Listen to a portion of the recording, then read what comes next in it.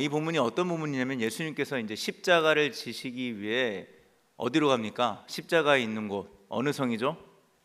예루살렘 성으로 올라가는 여정이었어요.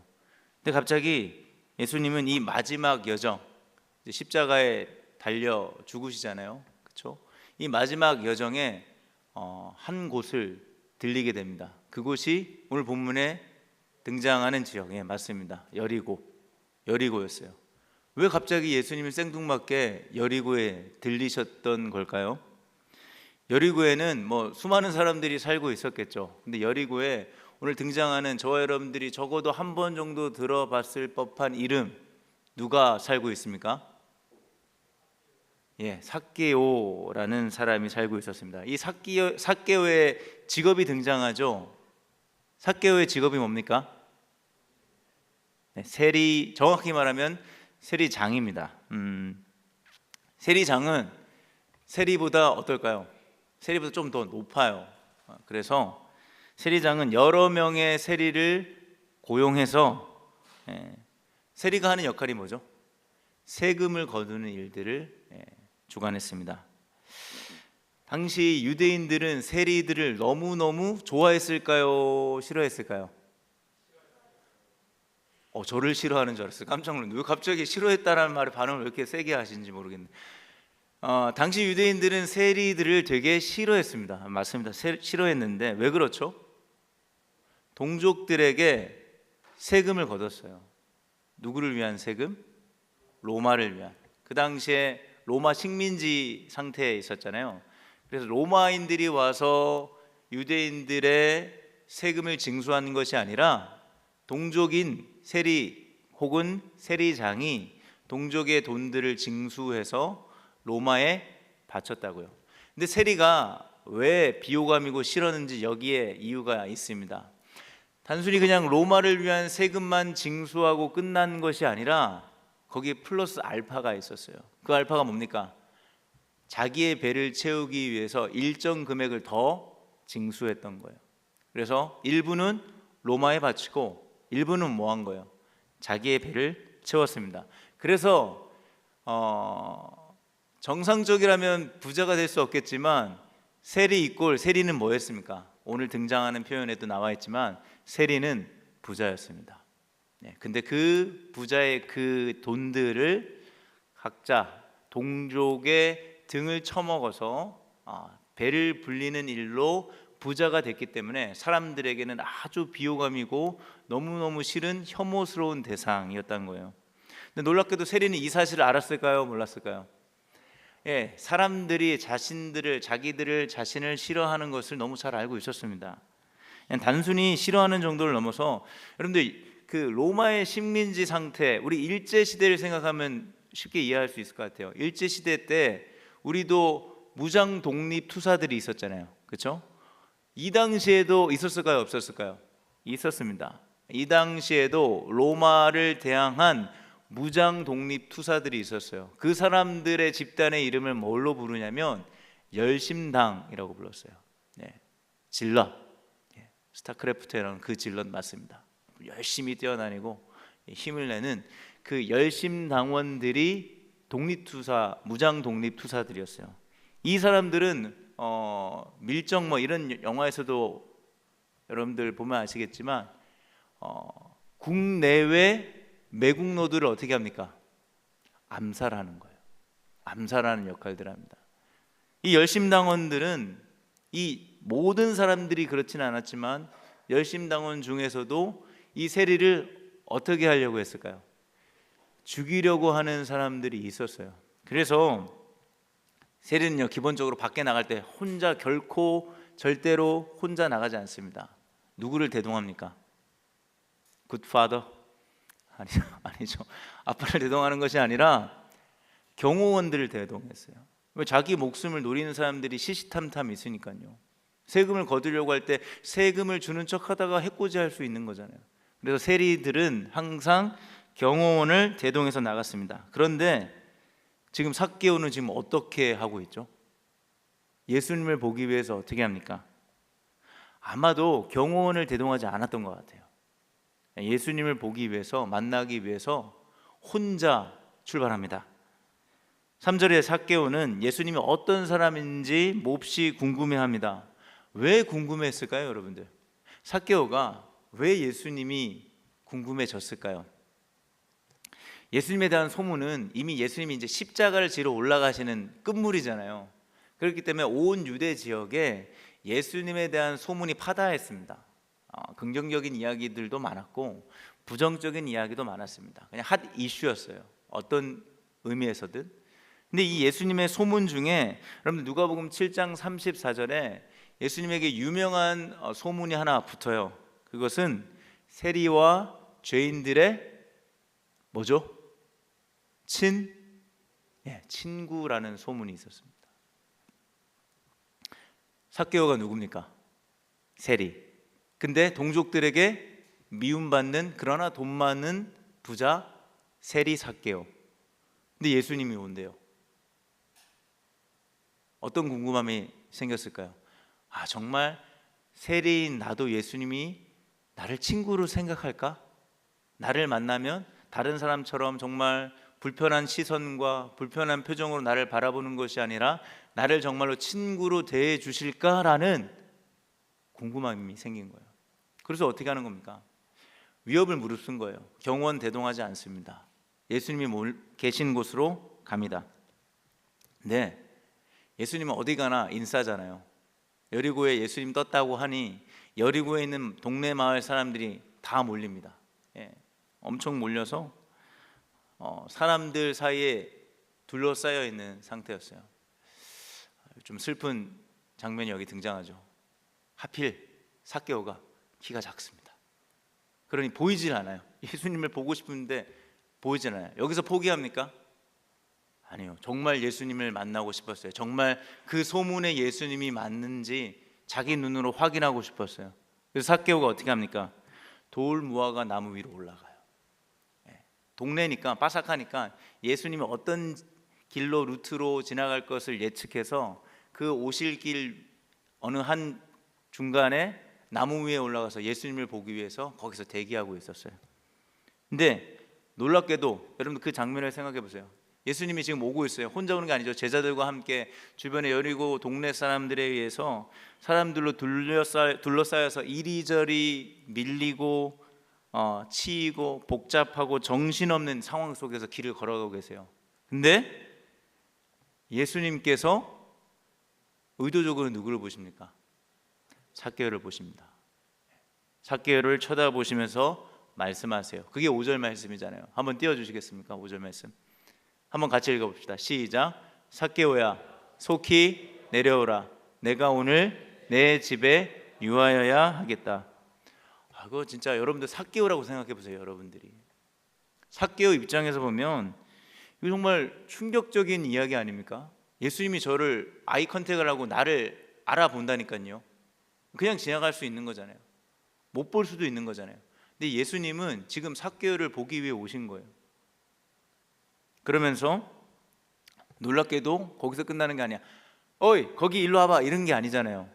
어떻게 하고 있습니까? 삭개오의 이름을 알고 있어요. 자기 이름을 알고 있는 것 자체가 삭개오 입장에서는 너무 놀랍고 충격적이었을 겁니다. 근데 여기서 끝이 아니잖아요. 그냥 삭개오라는 이름만 불러도 완전 감동, 대박 사건 이곳으로 끝날 수도 있는데 그곳으로 끝나는 게 아니라 예수님 지금 뭐라고 하시죠? 내가 오늘 네 집에 좀 자야겠다 라고 말씀하시는 거예요. 삭개오의 반응이 어떻습니까? 그 얘기를 듣자마자 즉시 그 나무에서 내려와서 너무너무 마치 어린아이처럼 즐거워하며 예수님을 자신의 집으로 모십니다. 삭개오는 자신의 이름을 부를 때부터 사실 정신을 잃을 정도의 긍정적인 의미에서요 충격을 받았을 겁니다. 그런데 거기서 끝나는 것이 아니라 자기 집에 머물겠다고 하시니 뭐가 이제 진짜인 거예요. 팩트 체크가 끝났습니다. 예수님은 정말로 세리와 죄인들의 친구 맞다라는 것을 확인하는 순간이에요. 그래서 삭개오는 무엇으로도 대체할 수 없는 말할 수 없는 기쁨으로 가득했을 것입니다. 그는 부자였습니다. 다시 말해 오늘날 부자나 그 당시 부자나 우리가 그냥 겉으로 봤을 때는 부족함이나 아쉬울 것이 없는 사람입니다. 하지만 삭개오의 마음속에는 여전히 채워지지 않는 무언가가 있었어요. 그게 뭘까요? 돈은 있지만 동족들이, 사람들이 자신을 어떻게 생각하는지 너무나 잘 알고 있기에 집 밖에 나갔을 때, 경호원을 대동해야 나갈 수밖에 없는 상황인 집 밖에 나갔을 때 사람들이 자신을 바라보는 불편한 시선과 수군거리는 소리와 죄인이라고 말하는 이야기를 들을 때마다 사실 돈이 많음으로 채워질 수 없는 허전함, 헛헛함을 삭개오는 피할 수 없었습니다. 그냥 세리도 이러한 비난을, 수군거림을 피할 수 없는데 지금 삭개오는 세리들의 장입니다. 그런 사람들의 불편한 시선을 피할 수 없는 그런 의미에서, 이런 부정적인 의미에서 삭개오는 여리고의 아주 유명한 사람이었어요. 악독한 사람으로, 죄인으로, 참 나라 팔아먹는, 동족에 없는 것들을 등쳐먹는 아주 나쁜 인간으로 유명한 사람이었습니다. 그런데 예수님이요, 그렇게 손가락질하고 수군거리고 저 나쁜 놈이라고 말하는 그 삭개오 집에 예수님이 지금 머무시겠다고 말씀하셨을 때 삭개오는 너무 기쁨으로 충만했겠지만 그 주변에 예수님이 오셔서 예수님에 대한 기대로 예수님을 만나고 싶은 마음으로 몰려든 사람들 사이에서는 어떤 마음이 들었을까요? 삭개오처럼 기쁜 마음이 들었겠습니까? 아니죠. 많은 사람들이 그런 말을 하는 예수님을 보며 실망했을 겁니다. 아니, 저 인간 집에 머무시겠다고? 자기들끼리 수군대기 시작합니다. 어떻게 죄인인 많은 사람들, 아니 누구나 세리하면 혐오하고 미워하고 원수라고 생각해도 전혀 이상하다고 생각하지 않는 저 죄인의 집에 어떻게 예수님이 그 집에 머물 수 있을까? 수군거리기 시작합니다. 근데 예수님의 만남은 삭개오를 지금 놀랍게도 변화시키고 있어요. 삭개오는 자신에 대해 수군거리고 있는 현장에서 지금 막 그런 수군거림이 있을 거 아니에요. 대박, 저 예수님 어떻게 삭개오 집에서 잔다고? 어떻게 그러실 수가 있어? 이렇게 수군거리는 현장 속에서 삭개오는 내려와서 놀라운 고백을 해요. 여러분들 본문에 읽었던 고백이 나오잖아요. 어떤 고백을 합니까? 내 소유의 절반을 팔아 주식에 투자하겠습니다. 이렇게 안 하고요. 어떻게 합니까? 제 재산의 소유의 절반을 팔아 가난한 사람에게 나누겠습니다. 여기서 끝나지 않아요. 만약 제가 속여서 로마에 바치는 세금을 걷었다면 그걸 몇 배로 갚겠대요? 4배로 갚겠다고 합니다. 여러분들 구약 율법에 보면 보상에 관한 율법에 대한 이야기가 있는데요, 보상에 대한 율법으로 보상금은 보통 5분의 1이었어요. 20%만 더 내면 돼요. 근데 지금 삭개오는 어떻게 하고 있어요? 내가 부당하게 받은 거 있다면 4배를 더 쳐서 그 사람에게 갚겠습니다 라고 지금 이야기하고 있습니다. 아마도 이러한 삭개오의 고백에 많은 사람들이 수군수군하다가 그 수군거림이 어느 순간 멈춰졌을 겁니다. 그리고 또 다른 수군거림이 시작됐을 거예요. 어떤 거요? 아니, 삭개오 저 사람이 자신의 재산을 지금 절반이나 팔아서 가난한 사람들을 위해 나눠준다고? 부당하게 세금을 거둔 자에게 4배를 더 쳐서 준다고? 이러한 수군거림으로 바뀌게 되는 거예요. 그러면서 이제 더 이상 삭개오의 집은 그 사람들이 말하는, 유대인들이 말하는 죄인의 집, 가까이 가면 안 되는 집, 혐오스러운 집, 미움의 대상인 집, 원수의 집이 되지 않습니다.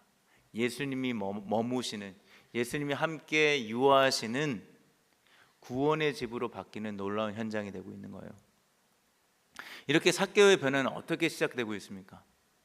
우리가 이 삭개오가 변하는 이 포인트에 우리가 좀 주목해 볼 필요가 있어요. 가장 중요한 건 뭡니까? 가장 중요한 거. 이 변화에 있어서 가장 중요한 핵심 키는 뭐라고 여러분들 생각하세요? 여러 가지를 여러분들이 이야기하실 수 있을 것 같아요. 근데 가장 중요한 핵심은 삭개오를 만나기 위해 여리고에 찾아오신 예수님입니다. 그리고 그 예수님이 삭개오를 만났다는 사실이에요. 이 만남, 이 예수님과의 만남으로부터 삭개오의 변화는 시작된 겁니다. 예수님은 삭개오를 보며 야, 이 썩을 나쁜 XX 같은 놈이라고 정죄하거나 분노하시지 않으셨어요. 그를 초지일관 처음부터 끝까지 사랑으로 대하십니다.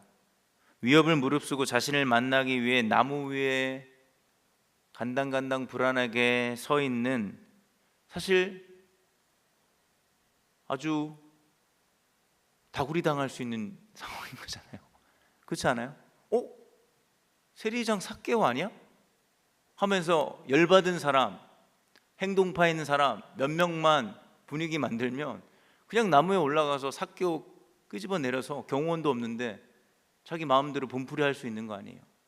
정말 위험에 취약하게 노출되어 있는 그 삭개오를 보며 예수님은 그를 부정하거나 거부하거나 혐오하지 않고 오히려 내가 네 집에 머물겠다라고 말씀하시는 거예요.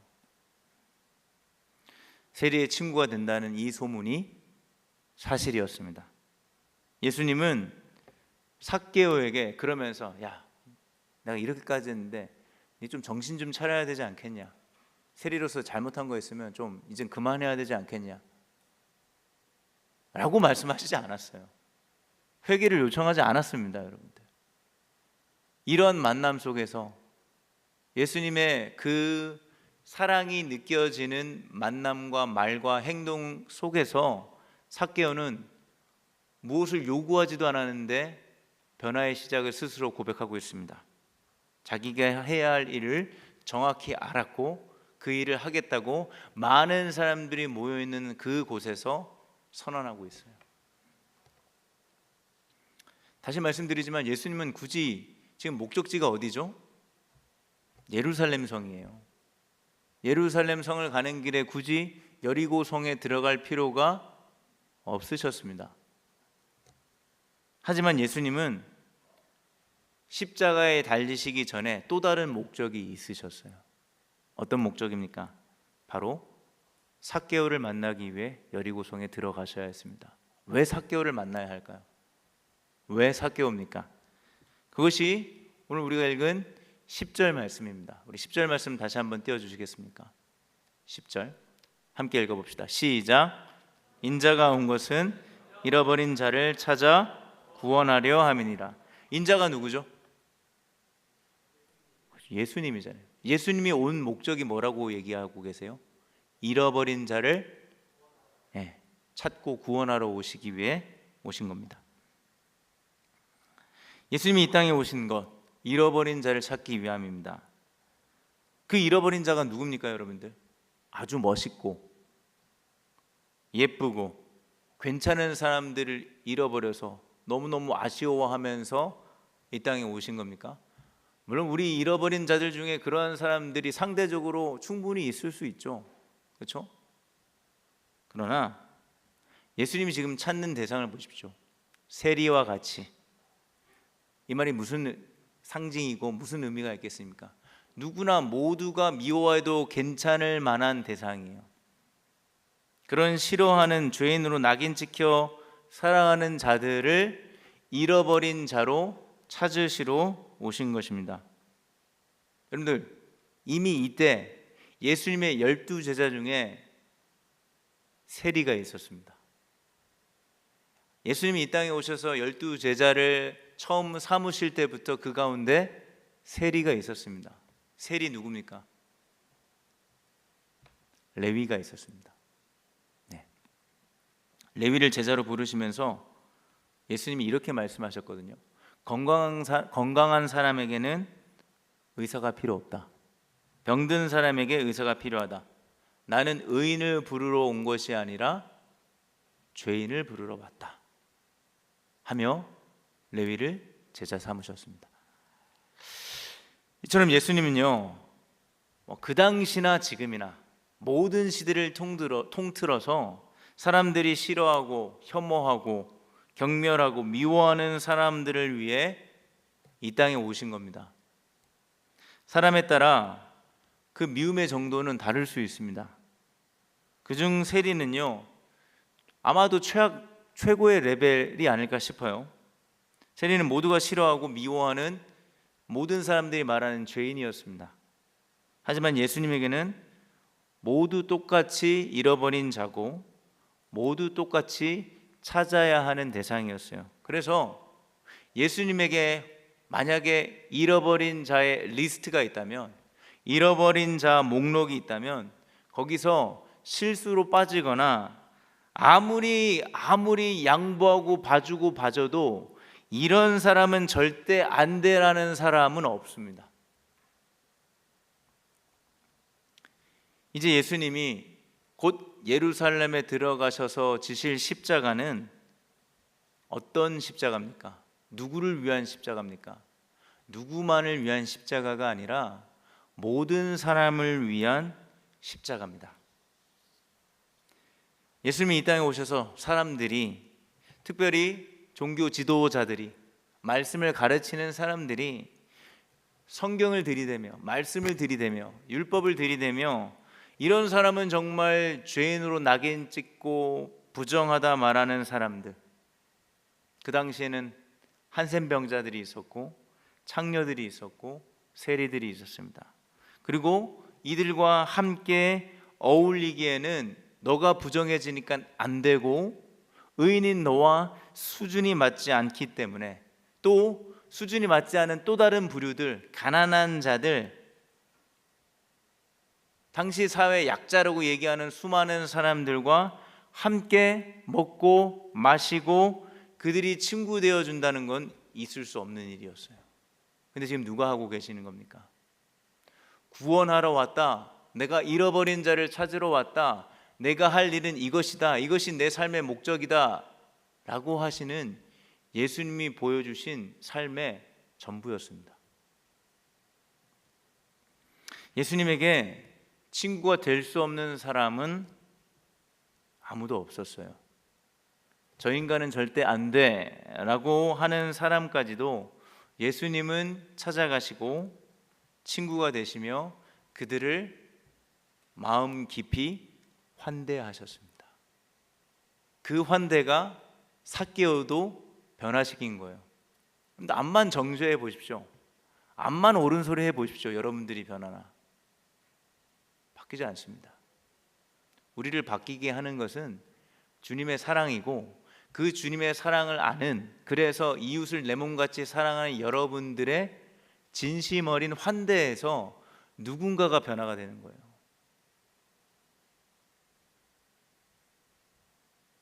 오늘 이것이 우리에게 복음이 되셨으면 좋겠습니다. 어떤 사람도, 복음이라는 게 뭐겠습니까? 어떤 사람도 제외되거나 소외되지 않고 모든 사람을 예수님의 친구로 받아주시며 환대하시고 그들과 함께 먹고 마시는 모습이, 이 장면이, 그리고 이 안에 저와 여러분들이 들어가 있음이 우리에게 복음이 되기를 바랍니다. 모든 사람의 죄를 위해 지신 십자가는 예수님이 우리에게 보여주신 최고의 환대입니다. 이러한 환대는 어떤 조건도 없고요, 어떤 자격도 없습니다. 그냥 거저 받은 것이죠. 이 잃어버린 자의 리스트업에 저와 여러분들이 있습니다. 예수님이 잃어버린 자의 목록의 이름에 저와 여러분들의 이름이 있습니다. 오늘 예수님은 이 시간에 변함없이 이현우야 내려오너라, 내가 너희 집에 머물겠다, 내가 너와 함께 해야겠다 라고 말씀하시는 거예요. 참 제가 한 주간의 삶의 어떤 모습을 보면 참 부끄럽거나 혼나야 하거나 회개해야 할 것들이 있는데, 다짜고짜 버럭 화를 내시지 않고, 너무 속상하고 화가 나면 여러분도 어떻게 합니까? 외면할 수도 있고 모른 채 하고 싶기도 하잖아요, 가족끼리라도. 그런데 예수님이 그 많은 인파 중에서도 삭개오를 주목했던 것처럼, 그리고 삭개오를 만나기 위해 들어간 거잖아요. 근데 그 예수님이 그 수많은 사람 중에 여러분들을 지금 부르시고, 오늘 이 예배의 현장 속에서 여러분들의 이름을 부르시면서 내가 너와 함께 하겠다라고, 내가 너의 삶에 머물러야겠다라고 말씀하시는 겁니다. 예수님은 말씀으로 오늘 이 시간 우리에게 성육신하셔서요, 이 자리에 우리와 함께 하셔서 정죄가 아닌 사랑으로, 거절이 아닌 받아주심으로, 받아들임으로, 혐오가 아닌 무조건적인 하나님의 수용으로 우리와 함께 하시며 여러분들의 친구가 되어 주십니다. 그래서 친구 없는 분들 여기 한두 명 계시잖아요. 그렇죠? 각 분단마다 한두 명 있는 걸로 제가 알고 있는데, 너무 친구 없다고 힘들어 하지 마십시오. 여러분들의 최고의 친구는 남자친구, 여자친구 아닙니다. 오랜 찐친 베프 아닙니다. 물론 귀중하고 소중한 존재들이죠. 그러나 우리의 진정한 진짜 친구는 예수 그리스도입니다. 근데 여러분들이 친구 삼은 게 아니라 예수님이 여러분들에게 오셔서 친구 먹자 하셨고, 그 마음은, 그 의지는 무엇으로 꺾을 수 없어요. 근데 그 친구의 리스트업에 늘 불편한 건, 나에게는 그게 너무나 은혜인데, 그래서 은혜되어서 은혜로만 눈을 뜨러 주변을 돌아보니까 저 인간만큼은 정말 리스트업에 들어가고 싶지 않았는데 저 인간도 있거든요. 그래서 어려워지고 복잡해지고 심란해지는 겁니다. 근데 여러분들 복음을, 이 구원의 기쁨을 여러분들만을 위한 것으로 사용하지 않으셨으면 좋겠어요. 우리의 신앙은 이 지점에서 갈등이 있고 질문이 생기고 의심이 생기고 그 가운데 나의 민낯을 보는 작업이에요, 여러분들. 근데 막 되게 나이스하고 되게 괜찮은 척 하지만 아니잖아요.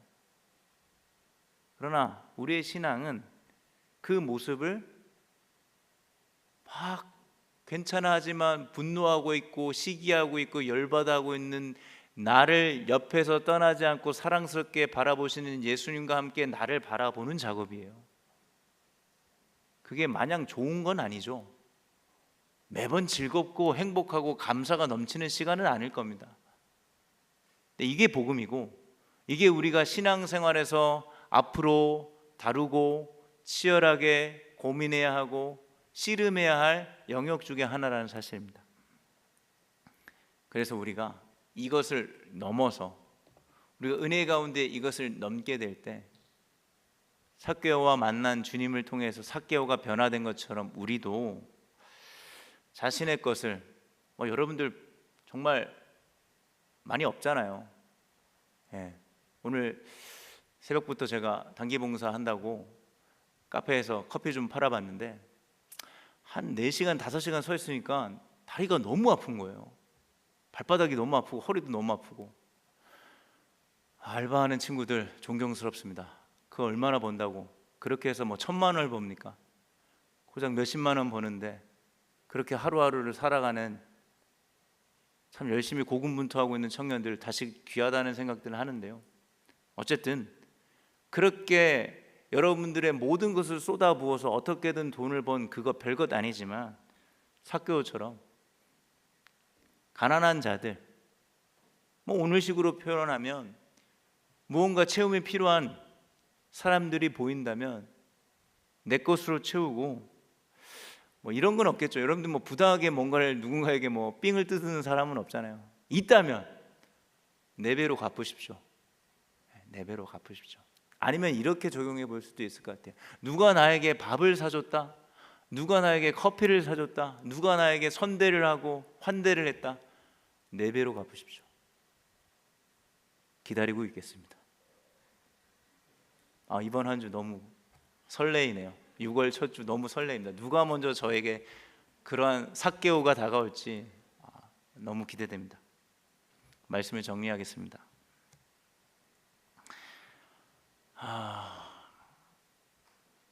예수님의 소문을 듣고 삭개오가 정말로 대단한 결단을 했어요. 그럼 삭개오 입장에서 이거 진짜 쉽지 않은 거거든요. 소문을 듣고 참 위협을 무릅쓰고 결단했던 삭개오의 모습처럼 울려고 해서 그런 게 아닙니다. 지금 갑자기 목이 물이 없네요. 우리 새벽이슬 공동체가 잃어버린 자들의 집이라는 소문으로 어떤 사람이 용기를 내서 우리 공동체에 왔으면 좋겠어요. 아니면 뒤집어서 조금 더 여러분들에게 적극적으로 권면해 본다면 이렇게 질문할 수 있을 것 같아요. 여러분들이 지금 만나는 친구들, 여러분들이 만나는 세상 사람이든 오랜 시간 예전에 신앙생활을 열심히 하다가 이제는 좀 신앙생활을 안 하고 있는 사람들에게 가서 우리 공동체가 참 잃어버린 자들을 위한 공동체라고 여러분들이 기쁨으로 자신 있게 소개할 수 있겠습니까?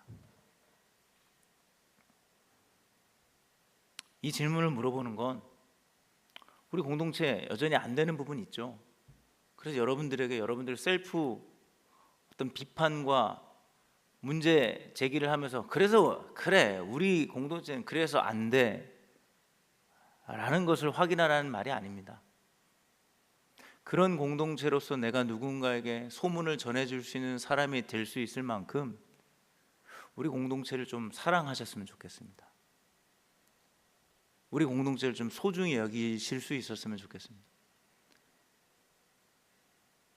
소문의 낙원이 새벽이슬 공동체에 있다라는 것을 여러분들 이야기해 줄 수 있는 정도의 그런 기대, 새벽이든 이슬이든 각 공동체를 향한 마음이 겨자씨만큼 다시 생기실 수 있었으면 좋겠어요.